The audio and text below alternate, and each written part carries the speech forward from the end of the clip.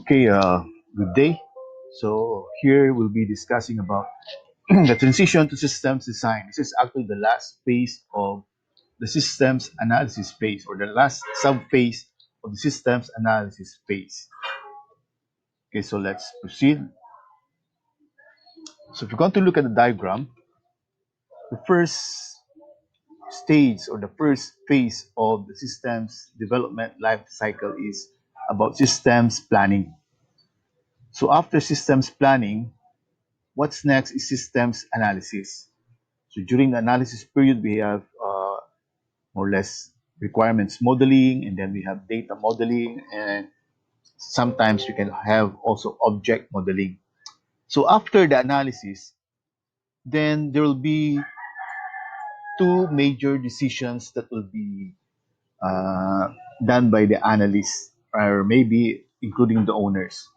That is, one, to make or build the system, or to purchase. And this chapter is all about the decision or the transition from systems analysis to the design phase. So when we make or build, that means we're going to create what we call an in-house system. If we purchase, then that means we're going to purchase a commercial software package. Okay? And somewhere in between, we can actually buy a commercial software package wherein we can do, or maybe the vendor can do, or the company can do, or we ourselves can do some sort of customized customization. So we can customize the software. Then after that, we'll proceed to the design and implementation. Again, so this part will be the part that is what we're going to discuss for this chapter, this portion. Okay, so let's proceed to the next slide. So the make or buy decision. So are we going to make or are we going to buy? This is quite similar with uh, in real life. Let's say let's create a real life scenario. Let's say, for example, you're going to attend some sort of a party. So or a ball, maybe in a ball. So you're going to buy a gown. So you have two choices. Okay.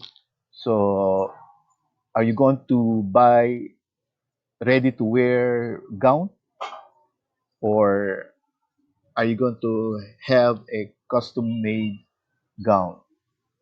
So of course there are pros and cons. If you're going to buy a ready made gown, you can wear the gown anytime soon. So the time is not really a big problem when it comes to ready to wear gowns. The problem with ready to wear gowns is that sometimes it is not uh, yung tailored fit. So the measurement may not be uh, the measurement may not be that appropriate to your body measurement. So you have to make some adjustments also. Okay, but if you want to have your gown customized or sewn by a tailor, then most probably everything will be in the correct uh, measurement, so to speak. Okay, so the same is true with when it comes to software. So again, we can make our own or we can buy the software. So what will be our decision? So actually, it depends on several things. So let's first take a look at what is in-house software. So again, an in-house software is developed by the company's information system department. So we develop our own, we do our own software. So if it is a software package, then the company will purchase or lease software from publishers or vendors. So these are the two decisions that we're going to make. And let's take a look at the pros and cons of both decisions. Why should we develop our own software? So these are some of the reasons why we should develop. Okay. So number one, we can, if we do our in-house development, we can actually satisfy unique requirements.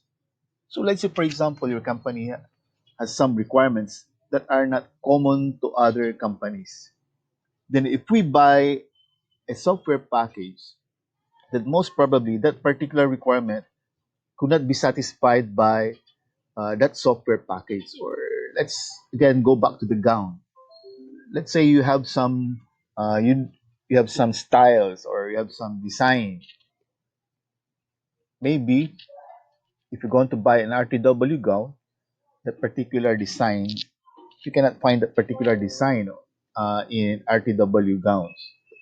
Okay, so if you want to satisfy unique requirements, then maybe you have to do some in-house development.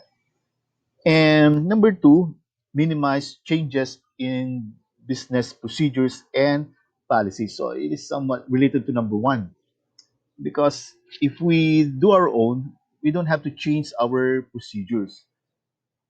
Okay? We the software we're going to develop should uh, should be, what do you call this one? It should satisfy, or it should uh, what's the correct term? It should confirm, or it should confirm with the business procedure and policies. Let's say, for example, in University of Luzon, in during the enrollment, we have to first pay down payment before we can enroll. So let's say if you buy a software, that's not the procedure. So in that case, if you're going to buy an existing software, maybe we have to change the procedure so that we can use the software. Okay, so meet constraints of existing systems and meet constraints of existing technology, existing systems and existing technology. Let's say, for example, we are now using a system. Let's say we want to we want to create a new system, but we already have an existing system. And in our existing system, we have already our data. So that if we buy another software, it is possible that the data we already have is not compatible with the data or the data structure of the new software. So in that case, we might have a problem. But if we're going to create our own, then the software we're going to do should be meeting the, or should be compatible. The data, especially the data, should be compatible with the existing system. The same is true with existing technology. Let's say, for example, currently we're using Windows operating system, and then we want to buy a new software, but the new software requires, for example, a Mac OS or Mac operating system. Then, of course, there will be some sort of problem with our existing technology. But if we do our own, then we should create a software that will, again, will be compatible with the existing technology. And number five, if we do our own, then we are actually developing also our personnel. They will have they will have better experience when it comes to systems development, etc. So we're developing our internal resources and capabilities. That is, if we buy in-house software.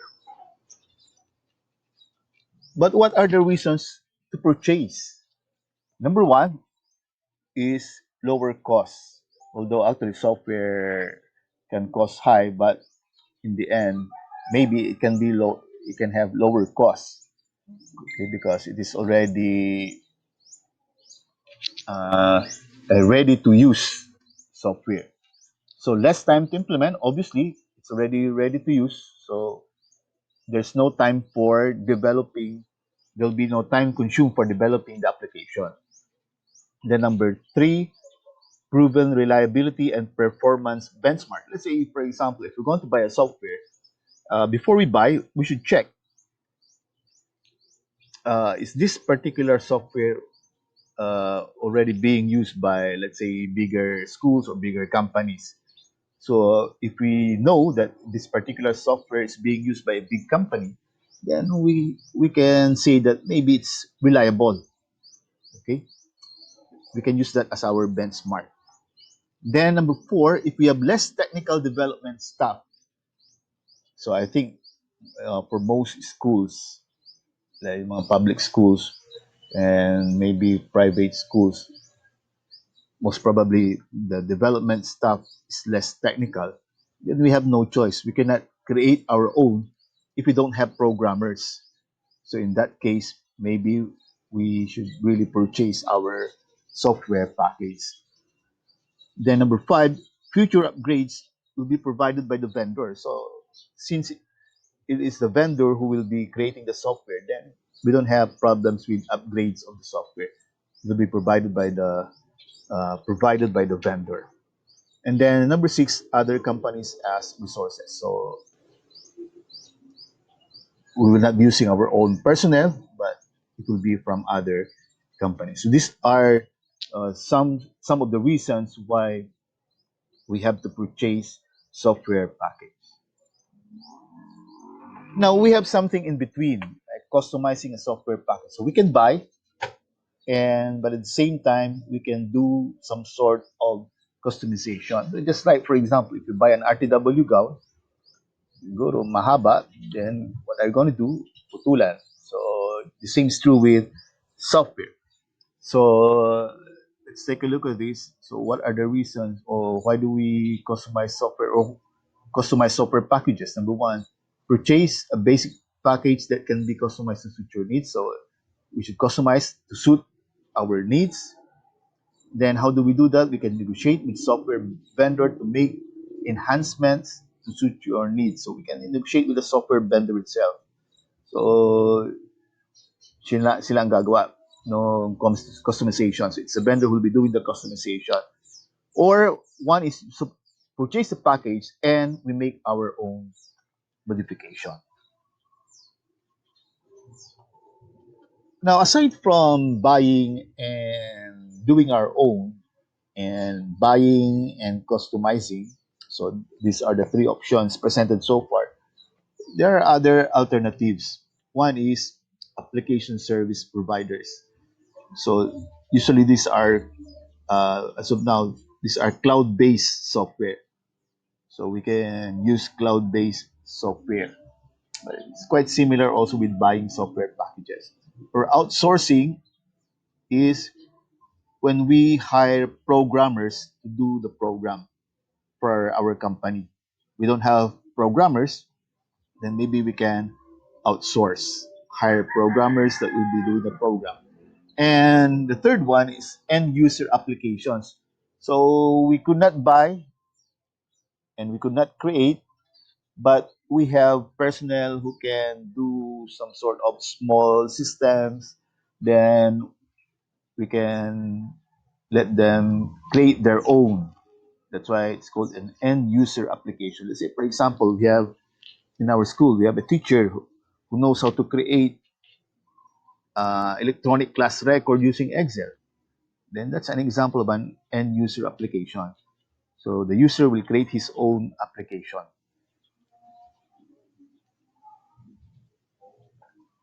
Application service providers. So this delivers application by changing or charging a usage or subscription fee. So as I've said, for now, these are more or less cloud-based or internet-based applications. So service provided is called application hosting and offers applications on a rental basis. Let's say, what are softwares that are, if you go to check the internet, there are a lot of software that requires subscription. So that's an example of application service providers. ASP or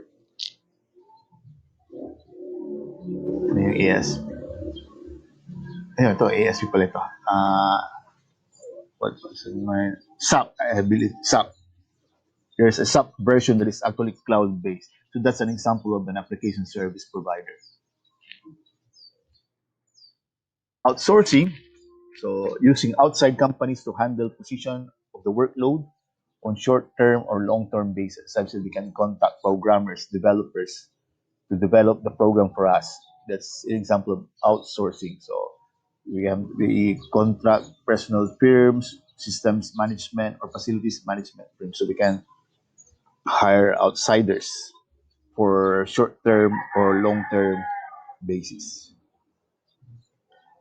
And user systems, as I've said, it will be the user themselves to be developing their own system. So utilize standard business software like Excel, Word, etc. So can offer simple or low cost solutions. Actually, it's low cost because you don't have to pay the user for developing his or her own application. Okay, users can design their own data entry forms and reports. So the user will develop their own. That's right. That's why it's called an end user system. So completion of systems analysis. So systems requirements documents are also called software requirements specifications. So once we are through this systems analysis, we have to create the systems or the software requirements specification. So this document describes alternatives and makes recommendations to the management.